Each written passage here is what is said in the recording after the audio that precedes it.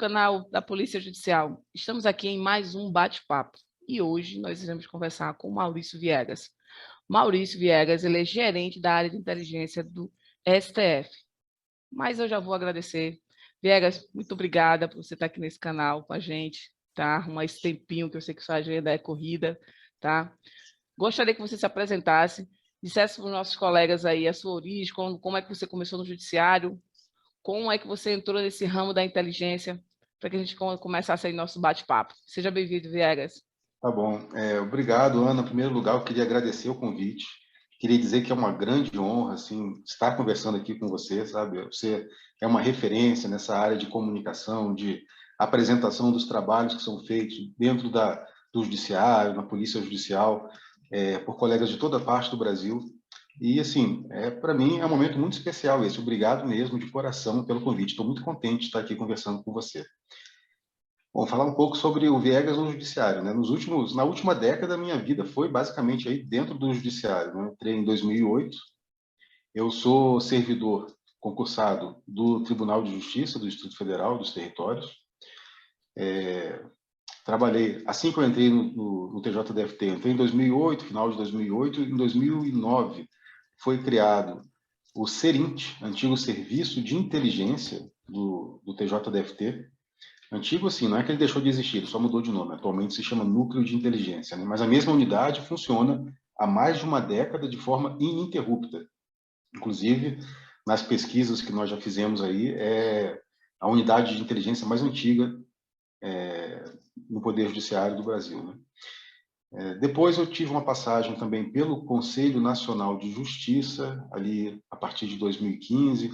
Trabalhei no Conselho Nacional de Justiça durante duas gestões, 2015 e 2017, voltei para o TJDFT e atualmente eu estou no Supremo Tribunal Federal. Sempre, durante todo esse percurso, aí trabalhando na área de inteligência, que é uma área que, além de me dedicar a ela profissionalmente, né, é uma área que eu gosto muito, pesquiso, estudo, tenho formação na área também. Ah, que bom, Viegas. Nós que agradecemos a sua presença aqui, né? Mestre Viegas, ele não falou, mas ele é escritor também, né? Já tem livros aí escritos, dá palestra, estou sabendo que deu palestra aqui na nossa terrinha, né? Foi online, né? Mas parabéns, Foi. tá? Estou ciente daí da sua palestra, parabéns, tá? Obrigado.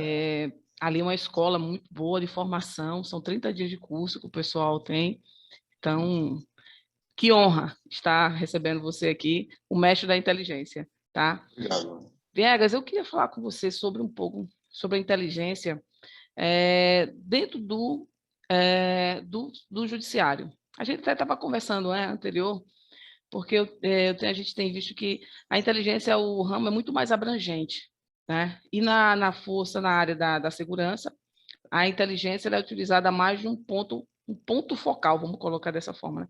Qual o ponto focal da inteligência atuando dentro da área da segurança, quando ela está atrelada à área da segurança do judiciário, Viegas? Então, acredito que essa área de inteligência do Poder Judiciário ela vem se construindo literalmente ao longo dos últimos anos, tá? Hoje em dia, mesmo agora, se nós formos buscar, não são todos os tribunais no Brasil, nós temos aí, né, mais de 90 tribunais, não são todos que possuem áreas de inteligência orgânicas na sua estrutura, tá? Alguns têm, outros não têm. Dentre esses que têm, essas inteligências, elas acabam tendo um funcionamento, uma atribuição diferente. Então, assim, a gente percebe que essa identidade da inteligência, ela vem se construindo. Recentemente, nós tivemos a edição, recentemente, esse ano, agora, em março de 2021, a publicação pelo Conselho Nacional de Justiça da Resolução 383. E essa resolução, ela estabelece o Sistema de Inteligência e de Segurança Institucional do Poder Judiciário. Eu acredito que esse resultado final, a partir dos vários debates, diálogos que foram desenvolvidos sobre o tema, foi um resultado muito, muito rico, muito produtivo. Essa identidade que a inteligência do Poder Judiciário vem buscando, que é focada em segurança institucional, a meu ver, é algo assim que define bem a sua área de atuação. É claro que dentro do que a gente chama de segurança institucional, a gente precisa detalhar o que esse termo compreende. O termo segurança institucional, ele compreende uma série de facetas que muitas vezes nos escapam, que a gente não imagina que façam parte. Tá? Eu vou te dar um exemplo, Ana. Recentemente eu tive uma oportunidade de fazer uma palestra, foi pelo próprio Conselho Nacional de Justiça, um evento que foi promovido por eles, e nesse evento eu falei sobre inteligência e segurança institucional. E eu coloquei ali uma questão que depois teve uma repercussão até maior do que o que eu imaginava. Nós estamos vivendo num momento, a atual conjuntura política do Brasil, em que o poder judiciário ele acaba se tornando alvo de uma série de mensagens, de falsas notícias que circulam intensamente pelas redes sociais. Então, nós temos, né, aquilo que as pessoas falam muito hoje, das fake news, as famosas fake news. Temos também a desinformação, que não é exatamente a mesma coisa que fake news, tá? Nem toda fake news tem potencial para se transformar em uma desinformação, mas algumas podem até se transformar em desinformação. E o fato é que o Poder Judiciário está no olho do furacão. Talvez ele seja o grande alvo desse tipo de ação hoje em dia. E se nós temos, por exemplo, uma notícia que ataca diretamente o Poder Judiciário, ataca um tribunal, ataca uma autoridade, um magistrado, um desembargador, um ministro, a partir de uma notícia, de uma narrativa que foi construída, que foi criada, muitas vezes baseada em mentiras mesmo, mas que, inegavelmente, retira a credibilidade do Poder Judiciário frente à opinião pública de uma maneira geral, será que isso é assunto de segurança institucional? Olha só, a gente pensa em segurança institucional, a gente pensa geralmente aqui em áreas e instalações, né? Alguém entrando, promovendo ali um roubo dentro da edificação e a equipe atuando. Eu acho que segurança institucional é algo tão grande, que muitas vezes as pessoas deixam escapar algumas das suas características, algumas das suas nuances. Particularmente, essa questão da desinformação, eu acredito que também faça parte direta da chamada segurança institucional, na medida que afeta a própria credibilidade do Poder Judiciário perante a opinião pública. Então, a nossa inteligência de segurança institucional deveria estar atenta também a isso, fora uma série de outras coisas, né? Então, essa identidade da inteligência de segurança institucional, ela vem se construindo ao longo dos anos, e por já ter participado dessa área em pelo menos 2 tribunais e em um conselho, eu posso dizer uma coisa também: não existe assim não é algo homogêneo, sabe?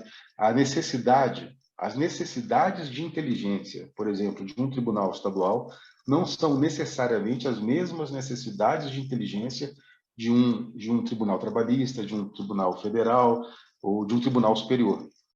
Existem peculiaridades, embora todas elas estejam sob esse mesmo guarda-chuva que nós chamamos de inteligência e segurança institucional, e existem peculiaridades, e essas peculiaridades ainda estão, talvez, a ser descobertas, né?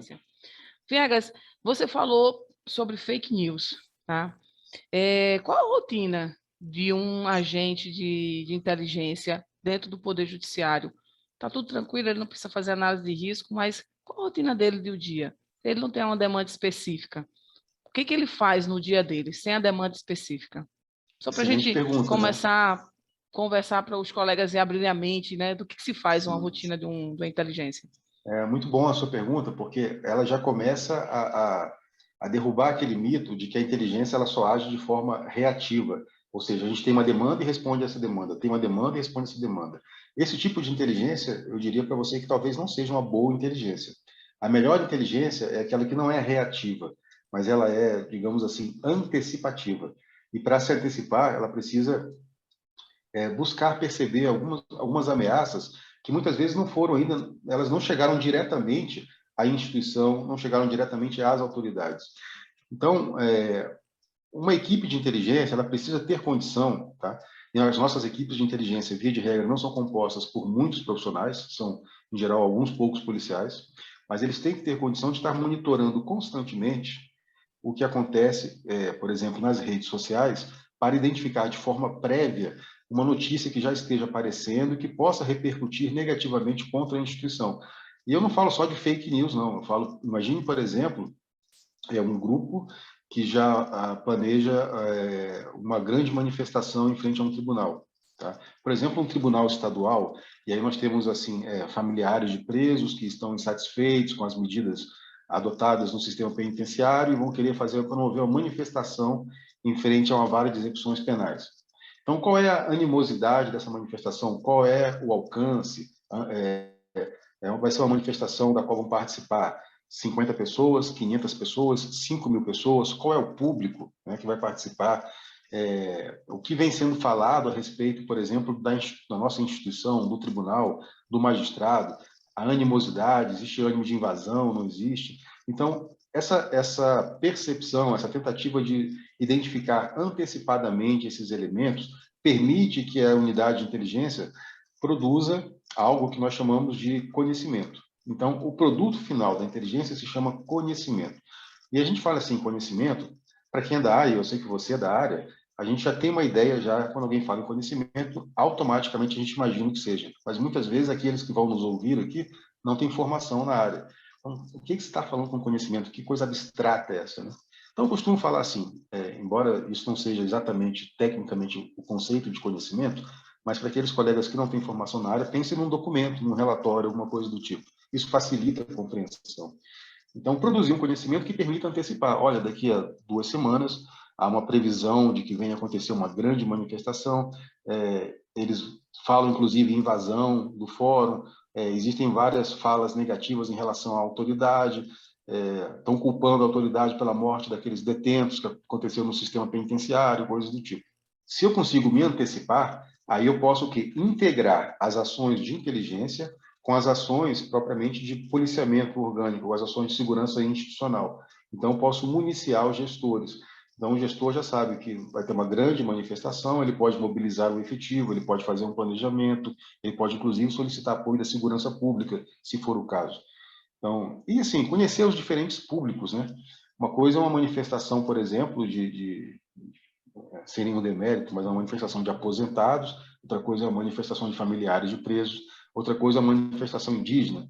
Não tem muito tempo nós estávamos com 6.000 índios, eu não estou exagerando, é isso mesmo, 6.000 índios acampados aqui em Brasília, por incrível que pareça, e manifestando em frente ao Supremo Tribunal Federal. Então, e como é que a gente lida com isso, né? Nessa mesma situação que eu acabei de mencionar agora, nós tivemos alguns conflitos, não no Supremo Tribunal Federal, mas em outras instituições aqui próximas, na esplanada dos ministérios, houve conflito mesmo, com pessoas feridas, com policiais feridos que levaram flechadas, e isso não aconteceu no Supremo Tribunal Federal. O que foi que nós fizemos que permitiu essa, digamos, solução pacífica do conflito? Que foi que permitiu, que tipo de acompanhamento foi feito? Que tipo de antecipação foi feita? Nada mais, nada menos do que aquilo que você acabou de falar, um trabalho de inteligência, buscando antecipar quando eles iriam se deslocar, quando seria a marcha dos indígenas, qual seria o pleito deles, o que eles queriam fazer. Então, não houve, assim, em momento algum, a segurança institucional foi pega de surpresa, porque durante todo o tempo houve um acompanhamento feito pela inteligência. Ela já estava esperando os atos, não é isso, Viegas? Muito Exato. bom, exatamente. Viegas, entrando nessa linha de rede social, e aí, como você falou, a gente tem que estar acompanhando isso e a gente tem as nossas ferramentas úteis, né, e necessárias a esse ponto. Quando a gente está resguardando, que a inteligência também na área, focado na área da segurança, resguarda os nossos magistrados, embargadores, diretores e a própria imagem da instituição. Quando a gente está verificando, até que ponto a gente verifica os nossos magistrados, até que ponto a gente orienta ou conversa com eles referente à exposição na mídia social, eles com base, assim, principalmente quando eles têm um destaque maior na área do judiciário, como um diretor, um ministro que está mais em destaque. Como é que a inteligência Essa, pode orientar isso com relação à rede social? essa orientação é importante. Em vários tribunais ela acontece.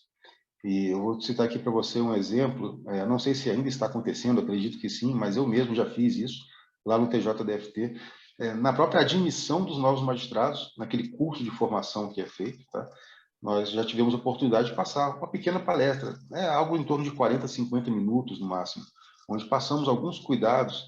Às vezes, assim, a gente fala cuidados em redes sociais, para nós que somos da área de inteligência, ou até mesmo um policial judicial, é algo que talvez já seja básico, é algo que já faça parte da sua rotina. Pelo menos espera-se que sim, né? Mas, às vezes, para alguém novo que está ingressando no judiciário, isso não é algo assim tão natural. Então, pequenas dicas, pequenos conselhos podem fazer toda a diferença. Podem fazer toda a diferença. E é importante que a gente tenha essa capacidade. Então, escolher ali dentro de cada tribunal aquele colega que tem maior facilidade de expressão, que tem uma didática melhor, montar ali uma apresentação, um PowerPoint, quem sabe produzir uma cartilha. E dentro daquilo que você destacou ainda agora, Ana, com relação ao acompanhamento constante, né? No nosso caso, nós estávamos falando de redes sociais, né? Uhum. Mas acompanhamento constante, inclusive, do fenômeno criminal. Por que eu estou dizendo isso? O crime está sempre inovando. Então, nós temos novas modalidades criminosas surgindo a todo instante. É. Então, um golpe novo que aparece. Os primeiros que têm que se inteirar sobre isso somos nós. Saber o que é o golpe, como ele acontece e, a partir disso, como se prevenir desse golpe. E passar, então, esse ferramental aí para as nossas autoridades e para os servidores de uma maneira geral. Cabe a nós, então, ficarmos... A palavra certa é essa, ficarmos antenados. Então, todo novo golpe que for aparecendo, já procurar, de uma certa maneira, entender como ele funciona, qual o seu mecanismo, qual o seu modus operandi. Hoje em dia, muitos golpes acontecem mesmo por mídias sociais, pela internet, né, celular, aplicativos de mensageria. Nós temos uma infinidade de golpes que são aplicados por esses veículos. Então, muito mais fácil do que a gente responder que eu falo tanto em nível de segurança institucional quanto em nível de segurança pública. É você prevenir. Então, prevenir para que o golpe não aconteça é sempre melhor. Claro, o golpe aconteceu. Existe alguma coisa que pode ser feita? Tá? Então, o TJDFT, isso é público, tá? Na página da internet, isso era anunciado há um tempo atrás, e eu sei que isso acontece em vários tribunais no Brasil. Nós temos situações de estelionatários que fazem contato com usuários, com pessoas do público em geral, com usuários do sistema de justiça, se fazendo passar falsamente por uma vara criminal, uma vara civil. Então, existe um golpe, né, que eles entram em contato, eles são grandes engenheiros sociais, têm uma lábia muito forte, eles convencem as pessoas de que as pessoas têm direito a receber um valor X. Isso acontece muito com a questão dos precatórios também. E fala assim, para que você possa receber, você tem que apenas pagar essas taxas aqui. Claro que tudo isso é falso, né? Mas eles mandam, inclusive, documentos que simulam documentos do Poder Judiciário, e as pessoas caem nesse golpe. Não são servidores da justiça, são pessoas da comunidade, da sociedade, de uma forma geral. Então, isso vem acontecendo de forma recorrente, né? Identificar, solicitar, por exemplo, a área de comunicação social que coloque um aviso, um banner, na própria página da internet do tribunal, para que uma pessoa possa entrar ali, esse golpe acontece, o tribunal não faz contato dessa forma. Então, esse trabalho de antecipação, e para que você possa se antecipar da melhor maneira, é fundamental conhecer o fenômeno criminoso, e a partir disso, então, traçar as estratégias de defesa, cabe essencialmente aí a área de inteligência e de segurança institucional também.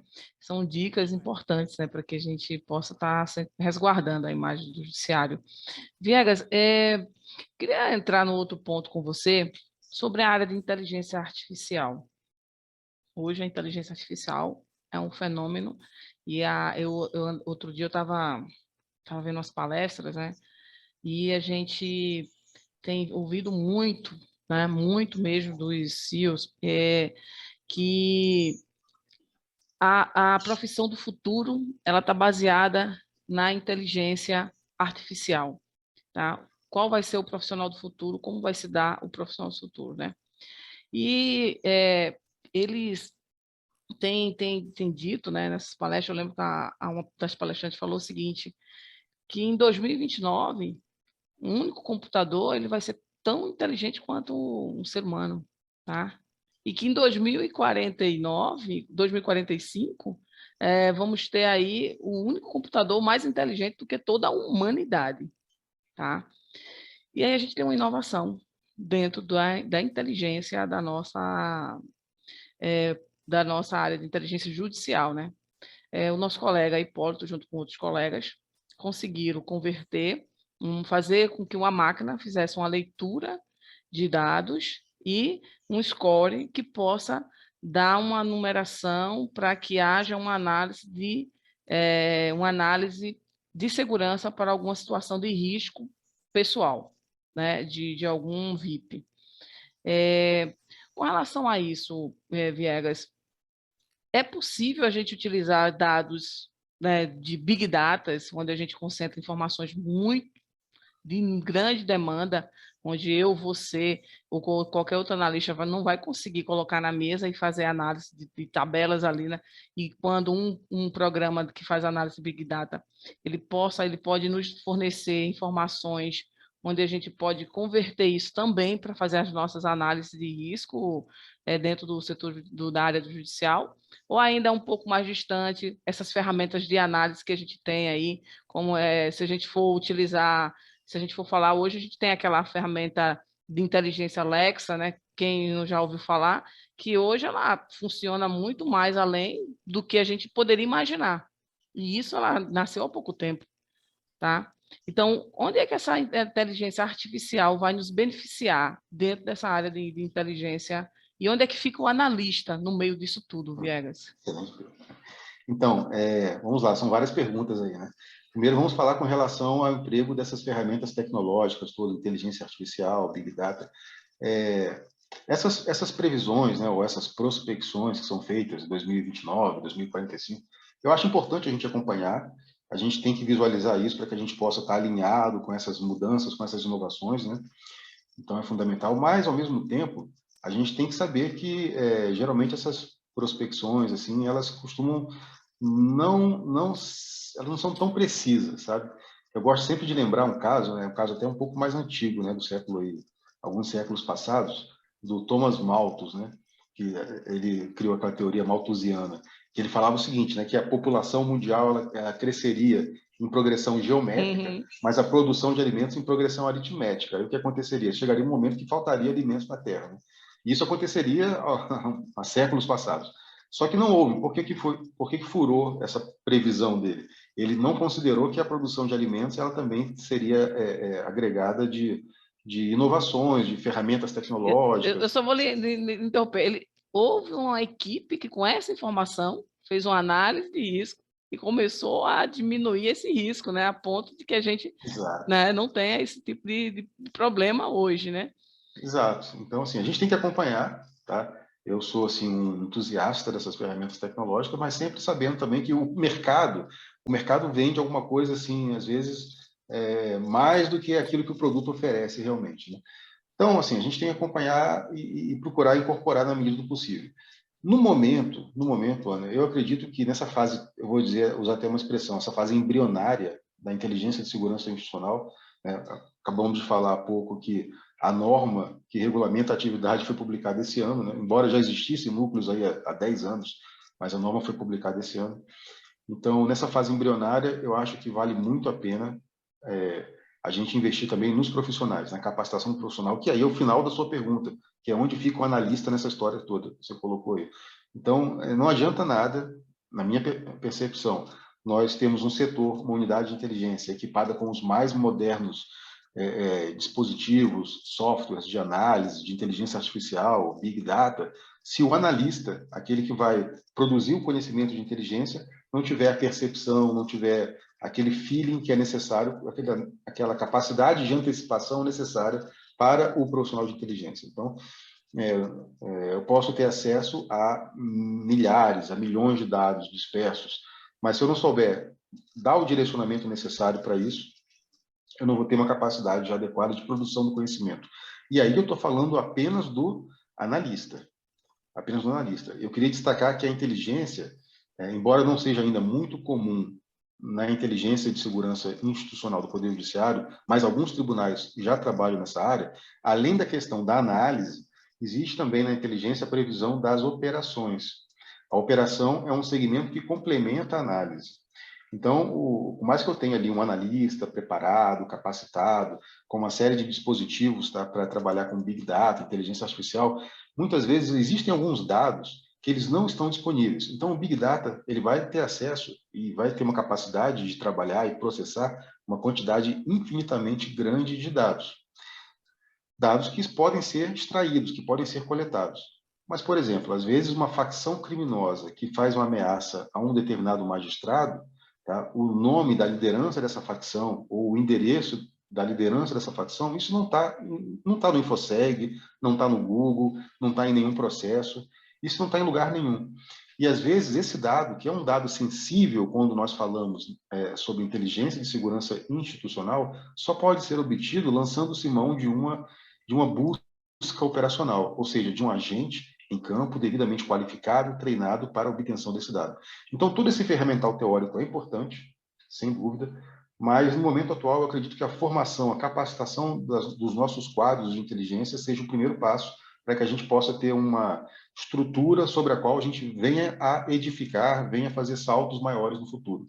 E nessa questão da qualificação agora inicial, é importante a gente pensar tanto no aspecto de análise, quanto também, eu vou falar aqui de algo que é muito assim raro ainda no judiciário, embora um ou outro tribunal já faça, que é a questão de operações. Então, o perfil, então todos, operadores e analistas, todos estariam em tese lotados em uma unidade de inteligência. Mas perceba, o perfil profissiográfico de um profissional que trabalha com análise de inteligência não é o mesmo perfil de um profissional que trabalha com operações. Embora ambos estejam na mesma unidade e, em tese, desenvolvendo esforços conjuntos para a produção do conhecimento, o perfil de um é completamente diferente do perfil do outro. Salvo raras exceções aí, em geral, o indivíduo que tem vocação para analista não tem vocação para operador. E trabalhar com operações é algo muito sensível, você certamente sabe disso. Se eu coloco um amador, por exemplo, para desenvolver uma operação de inteligência, o risco que isso venha a desencadear um problema de maior gravidade é muito grande. Então, a capacitação do nosso pessoal agora, nesse momento inicial, eu acho que é algo importante também. Viegas, você falou uma coisa importantíssima, que é o agente em campo, né? E muitos nem imaginam que dentro do próprio setor da inteligência, né, as atividades de campos que são feitas, executadas, e tem que ter a sensibilidade de estar no campo, e não ser verificado, não trazer a imagem negativa, não trazer uma situação, vamos colocar, complicada para o próprio judiciário, né? Então, essa parte do agente em campo, da inteligência, é algo até novo. Eu acho que alguém nem imagina que existe também essa pessoa em campo. Então, verificar o perfil de uma pessoa para a área de inteligência é bem importante. Você, com tanta experiência já, Viegas, que já dá aula, palestra, iniciou sua carreira de inteligência, de análise, bem antes de chegar ao judiciário. O que você avaliaria, né, para verificar o perfil de uma pessoa para a área de inteligência, para verificar qual a expertise dele? Ele vai ser um analista de campo, ele vai ser um cara que vai estar em campo, ele vai ser um analista que vai estar fazendo a parte mais interna, não vai ser jogado ao terreno. O que você poderia sugerir para os colegas que estão aí ainda montando sua unidade de inteligência, que muitas vezes a unidade de inteligência faz carreira solo, não dá para fazer carreira solo quando você realmente vai desenvolver a atividade de inteligência. Tem que ter no mínimo mais um. Eu diria que três seriam uma equipe bem necessária e já atenderia bem as demandas, não é isso, Viegas? Exatamente O isso. que é que você poderia nos orientar com relação a algumas unidades que ainda estão aí pensando em fazer a formação e formar suas unidades de inteligência? É engraçado, você falou assim do mínimo mais um, e eu conheço unidades de inteligência do judiciário que são formadas exatamente com esse perfil que você falou, o gestor e o substituto, dois. Então, e a gente pensa assim, que o mínimo, aquele que a gente fala no direito mínimo, minimorum, né, seria pelo menos três, pelo menos três, para você compor uma equipe ali, né? E aí, já falando em equipe, mas de repente você tem alguém com perfil mais de analista, outros mais de operacional, né? Então, assim, essa parte do recrutamento, né, que a gente chama de recrutamento administrativo, não confundir com recrutamento operacional, que é uma outra coisa, uma técnica operacional de inteligência, é fundamental. Então, ao chamar alguém para uma unidade de inteligência, a gente, primeira coisa, a gente não pode admitir aquela situação, indicação política, né? Ah, fulano foi indicado. Tem duas situações graves aí. Uma é a indicação política, foi indicado por alguém para ficar trabalhando na área, não é assim, exige perfil. E tem uma outra situação, que eu não sei se você já viu isso acontecer, eu já vi também, é alguém ser colocado numa unidade com penalidade, né? Então, assim, o cara, penalização. A pessoa não trabalha direito, não sei o quê, não vai lá para aquela unidade ali. Então, menos ainda, nem pensar, né? A gente não tem, os efetivos já são tão reduzidos, os quadros são tão enxutos, não tem como a gente ficar aceitando esse tipo de situação. Então, esse recrutamento administrativo, ele exige, sim, critério, tá? Como eu já antecipei aqui, o perfil do analista não é o mesmo perfil do operador. Em geral, o analista é alguém que vai trabalhar mais com essa questão do raciocínio, né, da questão o raciocínio lógico mesmo, a questão, alguém que redija bem, que saiba se expressar com clareza, porque o conhecimento de inteligência, que vai ficar a cargo mesmo do analista, no final das contas, ele vai se concretizar em 99% dos casos em um texto que vai se consolidar num relatório. Então, alguém que tenha capacidade de redigir, E não necessariamente a gente pensa assim, um cara que é bacharel em direito, escreve bem. Depende, se tiver com aqueles vícios, daquele juridiquês, aquela linguagem... Isso não é um bom texto de inteligência, é um texto claro, é um texto objetivo, é um texto que se faz entender. Então, o primeiro requisito que eu acho para um bom analista é capacidade de raciocínio, né? Raciocínio lógico, né? E capacidade também de expressão, e uma boa escrita, né? Uma boa escrita. Sempre levando... ficando atento ao que você colocou aí, de que o inteligência não se faz sozinho, não tem carreira solo, usando as suas palavras, né? Então, trabalhar sempre em equipe. E para a parte de operações, né, também tem um perfil adequado. O profissional de operações, alguém que deve, por exemplo, já... primeiro, não pode ter aquele aspecto que permita a identificação dele. Aquele que é um cara, você olha para ele e fala, esse aí é cana, esse já não seria um bom operador. O operador é aquele que desaparece no ambiente operacional. Então, aquele camarada que consegue, por exemplo, no meio de uma manifestação, tá? Se misturar com aquelas pessoas ali e não ser notado, né? E isso, inclusive, a gente falou ainda agora, né? É importante que as operações sejam feitas de uma maneira rigorosa, até para evitar algum tipo de resvalo na instituição, está certíssimo. Agora, eu digo até uma outra coisa, até para evitar algum tipo de perigo para o operador. O operador muito inexperiente, o operador muito com aquela, sabe, muitas vezes até com aquele ar de aventureiro exacerbado, pode acabar se colocando em risco também. E a gente não quer que o nosso pessoal se coloque em risco. Então, em primeiro lugar, para garantir a sua própria segurança, né? Então, ter essa noção de segurança, saber ter uma capacidade de resistência grande, você fazer uma vigilância, você fazer um acompanhamento, isso, às vezes, isso é desgastante. A vida do operador não é aquilo que se vê nos filmes. O que você vê no filme é tudo muito bonitinho, né? O operador de inteligência, dirigindo ali uma Ferrari com uma modelo, com a modelo do lado. E na prática ele vai Às vezes a ficar... gente fica dentro de um carro, um sol danado, e o ar-condicionado nem funciona. Nem E a gente funciona, né? suando lá dentro, Pois Viegas. é. Quando tem carro, às vezes está a pé, está de bicicleta, tem que usar banheiro público, banheiro da rodoviária. Então, Exatamente. assim, você tem hora para sair, para entrar, mas você não tem hora para sair. Então, aquele indivíduo, muitas vezes, que não tá, que não tem adaptabilidade a esse tipo de contexto, é uma pessoa que vai ter dificuldade para conviver na área de operações. Mas, de fato, tanto como analista, pensando na questão do analista, quanto pensando na questão do operador, a melhor maneira é fazer um pequeno estágio, deixar a pessoa ali por um tempo, e aí alguém com mais experiência vai acompanhando, vai observando, né? E vai deixando aos poucos até que ele possa voar por conta própria. Mas esse estágio é fundamental. E aí a gente entra num outro aspecto, que, se você me permite, eu acho importante a gente comentar também, que é a questão da contra-inteligência, né? Então, nós temos situações, eu mesmo sei de casos, não vou aqui, evidentemente, citar nomes nem locais, mas sei de casos, de indivíduos que, integrando unidades de inteligência, aproveitaram dos recursos e das facilidades que tinham para conduzir investigações particulares, conduzir, inclusive, investigações contra colegas da Polícia Judicial. Eu sei de situações em que isso aconteceu. Então, uma pessoa com esse perfil é uma pessoa perigosa para ter acesso a sistemas, para ter acesso a bases de dados, né? Então, a gente tem que ter cuidado com isso. E aí trabalhar a questão da contra-inteligência também. Então, a questão do acompanhamento no desempenho das funções é importante, tá? É o ideal que um gestor de inteligência seja uma pessoa que já tenha algum tipo de experiência, algum tipo de expertise na área. E a gente sempre solicita de todos os integrantes das unidades, e isso não é nenhum tipo de preconceito, de discriminação, nada disso. É uma questão mesmo de procedimento.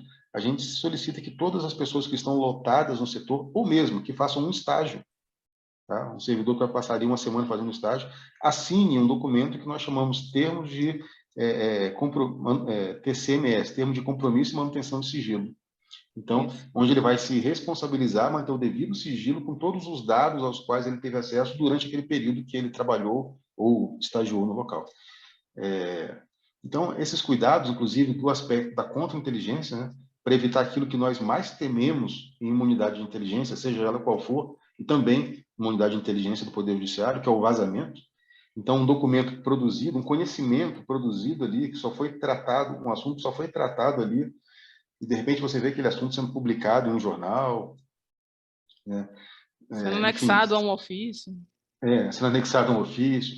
Então, esse tipo de situação a gente procura evitar que isso aconteça, né? E para isso a gente precisa muito adotar as medidas de contra-inteligência. E essa é uma preocupação que nós temos também. Nesse momento inicial, isso a gente fala muito observando outros sistemas, não o sistema do judiciário, mas, por exemplo, o sistema de inteligência de segurança pública e outros sistemas de inteligência de defesa. Geralmente, quando esses sistemas estavam começando, estavam sendo estruturados, nessa fase inicial foi onde aconteceram a maior parte desses problemas de vazamento. E o que vai impedir que isso aconteça? Basicamente, é uma mentalidade de contra-inteligência. Então, é muito importante que a gente trabalhe nesse momento inicial agora com o desenvolvimento, com o fortalecimento da mentalidade de contra-inteligência também. Viegas, você falou num ponto que eu acho importante sobre os acessos que a inteligência dá aos sistemas, né? Como você mesmo falou, existem sistemas fontes abertas, fontes fechadas, e existem fontes fechadas que elas não estão dentro do sistema InfoSeg, do sistema do prisional, a gente não consegue buscar ali, né? Então, são coisas que a gente tem que ir a campo e em loco, através de nossas redes. É, referente a esse sistema de Vegas, quando você falou também de perfil, o operador, o agente que vai participar, né, fazer a composição da área da inteligência, a descrição dele com relação a todos os outros colegas, ou até a outros também superiores, mas que não fazem parte do processo ali, é importante ou ele pode sair aí falando à vontade as coisas que ele anda fazendo lá no setor? Você destacou um ponto aí que é comum tanto para o operador quanto para o analista, né? Você foi e colocou o dedo ali no ponto nevrálgico, né? Descrição talvez seja uma palavra que a gente possa associar diretamente ao profissional de inteligência. E muitas pessoas entendem descrição de uma maneira errada, né? Eu vejo alguns profissionais, e aqui eu não estou falando só dos colegas da inteligência do Poder Judiciário, não. De uma maneira geral, segurança pública, militares, tá? Aquele colega que está iniciando na área, ele confunde discrição, que é uma virtude essencial, que define o profissional de inteligência, essa palavra aí, talvez se eu fosse escolher uma palavra, se fosse essa, mas confundem discrição com secretismo. E aí você começa a ver aqueles caras assim que no perfil do WhatsApp colocam umas corujinhas, não aparece no perfil do WhatsApp, não tem redes sociais nenhuma, né? Eu gosto sempre de lembrar o seguinte, um dos maiores terroristas de todos os tempos, né, que foi o Osama Bin Laden, quando a CIA deflagrou a operação, que foi conduzida por uma mulher, por uma oficial de inteligência, a operação que resultou na localização do Osama Bin Laden, a Operação Tridente de Netuno, eles identificaram uma casa em Abbottabad, no Afeganistão, onde suspeitava-se que naquela casa pudesse morar algum terrorista, mas ninguém tinha certeza de que Osama Bin Laden morava ali. Mas qual foi a suspeita inicial? É porque o morador daquela casa nunca saía para passear, nunca recebia visitas, não tinha telefone, não tinha internet, queimava todo o lixo da casa dele lá dentro. Então, assim, hoje em dia, o que é o comum? O comum é as pessoas terem redes sociais. Esse é o comum. Então, a pessoa que não tem rede social nenhuma ou que não utiliza rede social nenhuma, você não encontra ela em lugar nenhum, não tem nada publicado dela na internet, isso é algo que já gera uma suspeita, é algo estranho. Então, se você quer o ideal, e eu falei essa frase ainda agora, né? O bom operador é aquele que desaparece no ambiente. É alguém que se mistura com o comum e some. Então, claro, temos que ter discrição. Você não vai sair publicando nas redes sociais fotos das suas operações de inteligência. Isso aí, se uma pessoa fizer isso, ela tem que ser desligada imediatamente do setor e ser internada numa unidade de tratamento psiquiátrico, né? Ou talvez até em outra situação. Mas se você quer desaparecer, se você quer ser uma pessoa comum, você precisa, enfim, precisa parecer uma pessoa comum. E as pessoas comuns se comunicam, têm amigos, falam, saem, tomam um chopinho, tem um perfil no Facebook, publica uma foto de um churrasquinho ali. Enfim, você pode até usar essas redes sociais como uma ferramenta de desinformação até. Você pode publicar que você está num lugar, sendo que você está em outro. Enfim, isso aí não vou ensinar aqui o padre a rezar missa. Mas é o que você falou, a descrição, sem dúvida nenhuma, talvez seja a virtude que caracterize, por essência, o profissional de inteligência. Ele tem que ser discreto. Isso aí é o básico para que alguém possa trabalhar nessa área.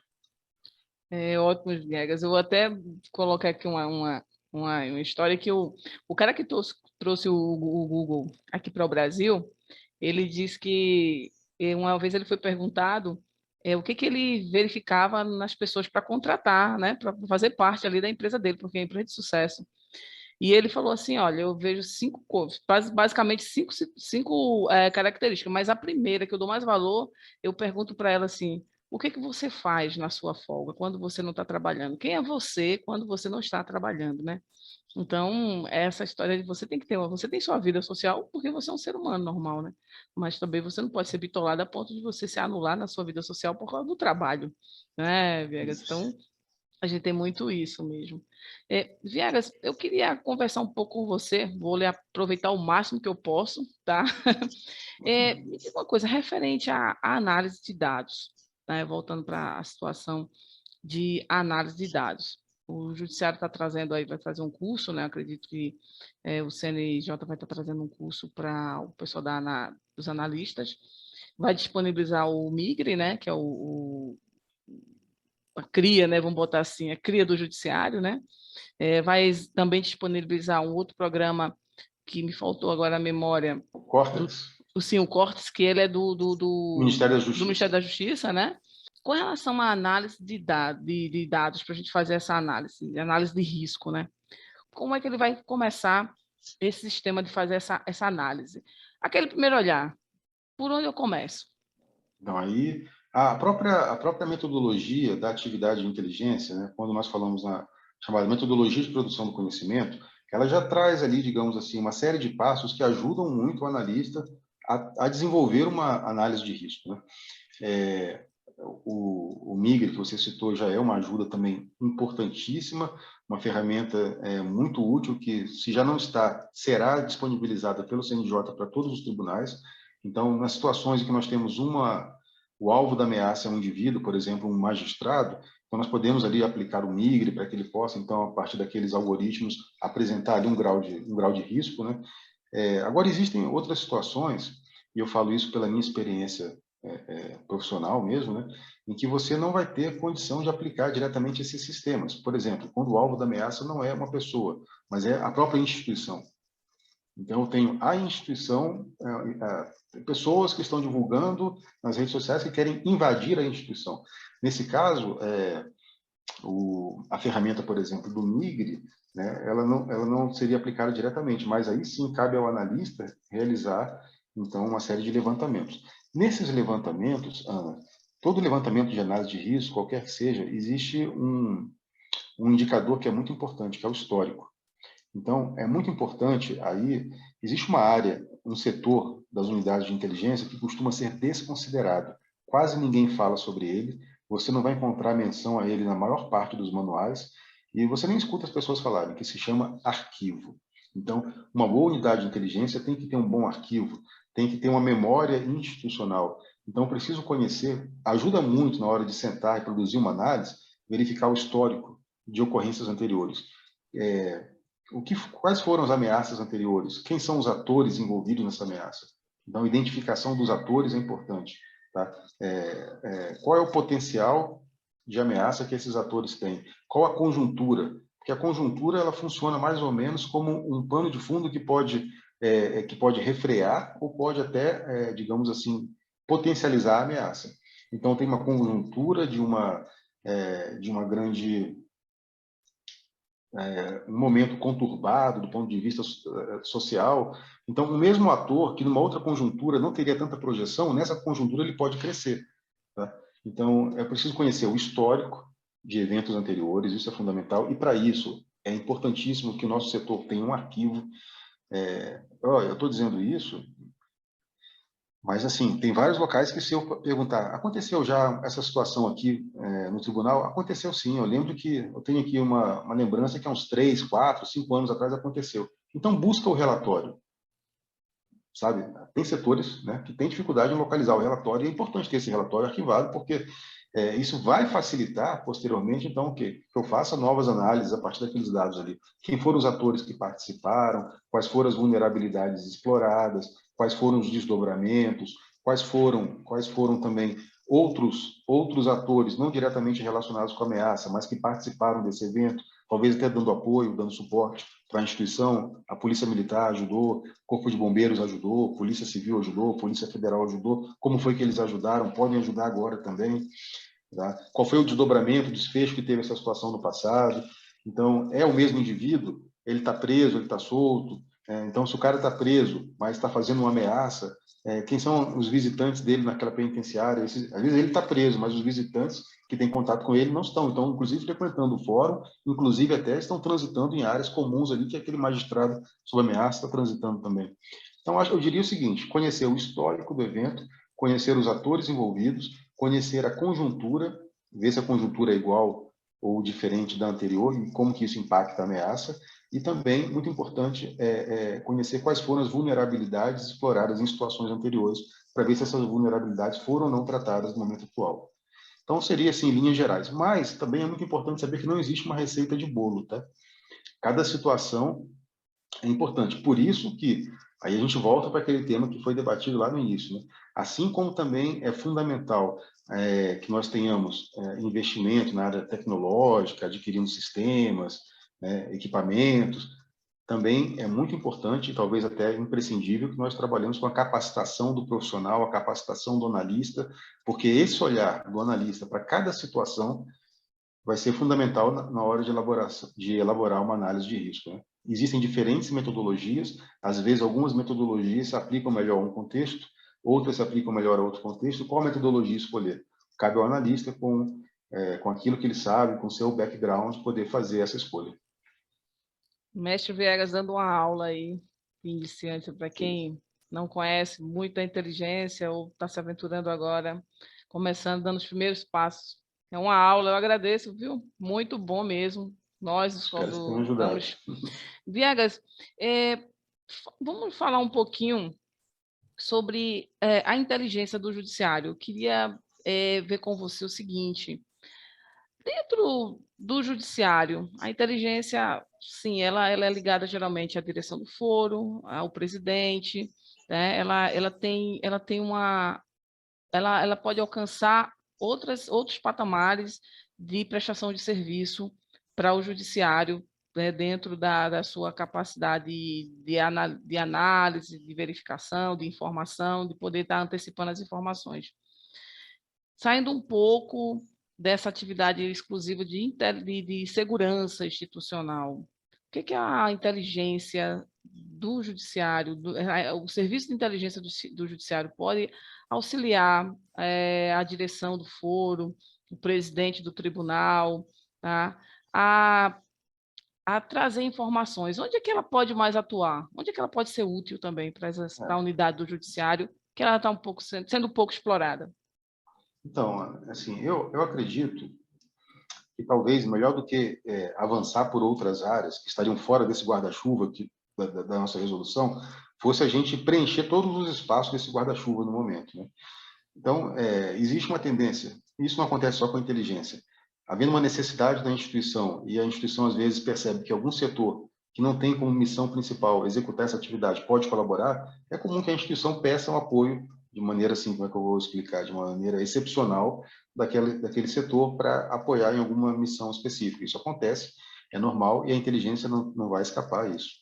Mas, na medida do possível, eu acredito que seria bom a gente focar nessa nossa missão, na questão da segurança institucional, mas tendo aquela visão mais abrangente de segurança institucional, que contempla uma série de aspectos que vão além de áreas e instalações, né? E, principalmente, trabalhando com graus de inteligência. O que eu quero dizer com isso?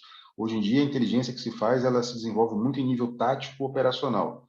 É uma inteligência que visa dar aquele apoio imediato ali para os gestores de segurança. Talvez, com o tempo, eu sei que isso não vai ser da noite para o dia, mas eu espero que isso aconteça, a gente possa também trabalhar com inteligência em nível estratégico. Então, pensar, nós estamos conversando hoje, 29 de... 9. Isso, 29 de setembro de 2021. Nós sabemos que em outubro de 2022, por exemplo, daqui a um ano praticamente, vão acontecer as eleições no Brasil. Nós sabemos também que a Polícia Judicial colabora efetivamente, como colaborou na última e nas anteriores, colabora fazendo segurança das urnas, fazendo segurança de zonas eleitorais.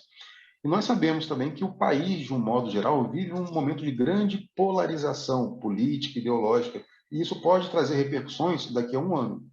Então, quando eu falo de inteligência em nível estratégico, eu estou falando o seguinte: é olhar para esse horizonte futuro, tentar entender de que forma esse horizonte está se desenhando e como que a segurança institucional e como que especificamente a inteligência pode contribuir da melhor maneira possível nesse horizonte que vai acontecer. Então, 2 semanas antes da eleição, se alguém falar assim, vai ser preciso levantar tal dado e tal dado, talvez em 2 semanas, por melhor que seja a equipe de inteligência, a gente não tenha capacidade de fazer esse levantamento e responder às autoridades de uma forma adequada. Mas se eu visualizo isso agora, com 1 ano antes, eu tenho tempo de me preparar, de me organizar, de começar a coletar e trabalhar esses dados. E aí, oferecer o melhor suporte no momento que for demandado, daqui a 1 ano à frente. Então, essa inteligência, essa visão estratégica da inteligência que eu acho que a gente precisa começar a trabalhar.